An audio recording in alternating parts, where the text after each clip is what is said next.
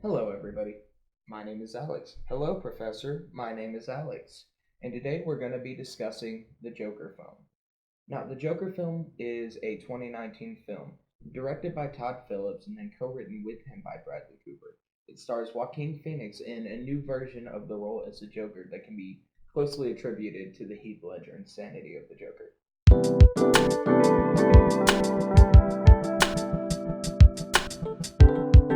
Now, there are three main points that need to be discussed in any kind of review of the Joker. One is the state of Gotham. Why is it such a powder keg? Two, it's making a statement about the treatment of mental illness in our country. And three, it uses a very interesting filming technique where we don't really know what's real or what's solution, similar to a movie such as Birdman. Now, let's get started. Now, this has become a real world trouble with a lot of advisories behind it just because of how violence is handled in the movie, especially associated with wealth.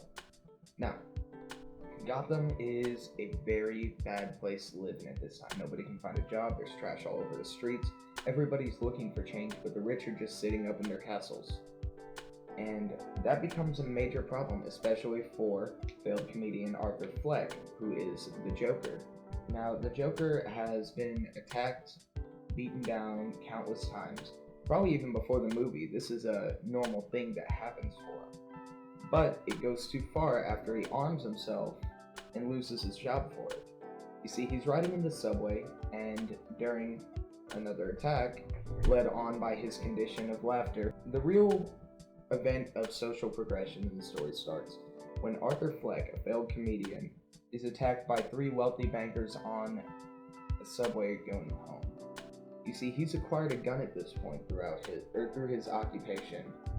Somebody gives him an illegal .38 revolver, which also leads to a subsequent loss of his job when he drops it at a children's hospital. Anyway, he kills three bankers, the first two being self-defense kills, the third one leading to show a change in his character as he hunts down and shoots the third one dead.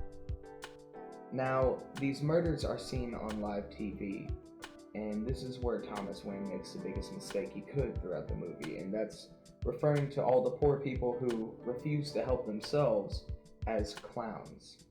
This leads to big problems in the event of the story, as now you have a very angry lower class. Furthermore, the treatment of mental illness in this movie is flawed at best, with city cutting funding and people not getting the help they need. Arthur Fleck, the biggest example, he suffers delusions, hysteria, he suffers from social anxiety, he suffers from the Tourette's. He cannot control himself in situations like this. He cannot talk to other people.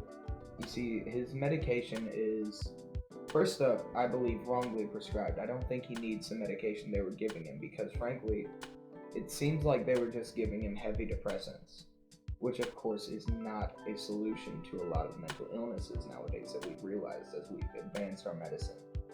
So he's being wrongly medicated, but that wrong medication's still quieting him.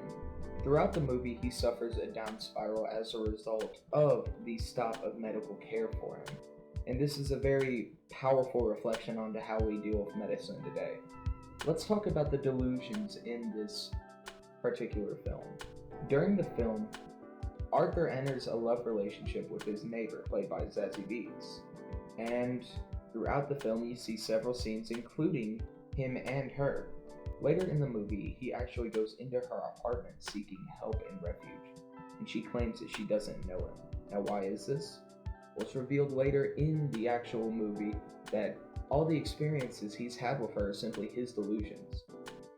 And now she's fearing for her life as she has her daughter in the next room, and she's never actually met this man before. You see, the best clue I've gotten so far when it comes to delusion versus what's real is society's reaction around him, more so into the thematic approach of the movie.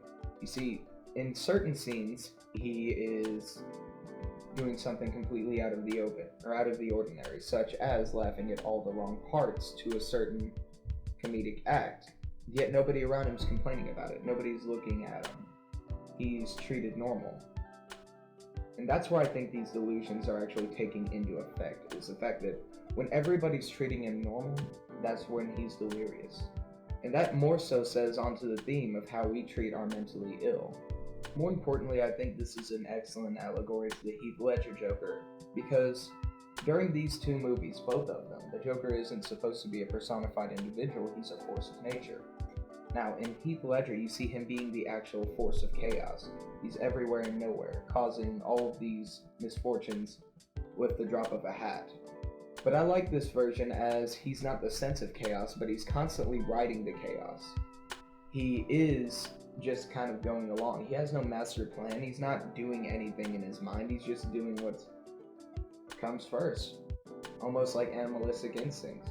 You see, when he first gets on the Maury show in the actual story, his plan is to make his final joke and kill himself. A simple knock knock and then a gun to his chin. But that doesn't happen. Instead, he says some of the most powerful lines in recent cinema. What do you get when you cross a mentally ill loner with a society that ignores him and treats him like trash? You get what you deserve. And that sparks the actual revolution of burning down the entire city. The entire city is a war zone just a few scenes ahead, and eventually his followers save him, hold him out on a car, and revere him. Now, did this actually happen, or was this just a part of the delusion? That doesn't get answered, and that's entirely for you to decide, and that's what makes this movie such a important psychological piece. Alright, as always, thanks for watching. I appreciate any support. Like and subscribe to see other content.